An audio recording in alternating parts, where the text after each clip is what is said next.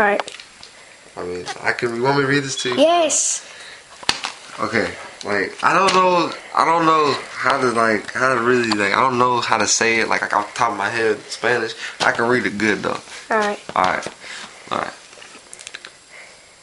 Es el día de los Reyes Magos. El 6 de enero y mientras los niños juegan con sus regalos, los mayores preparan las meriendas de Reyes para sus amigos y familia.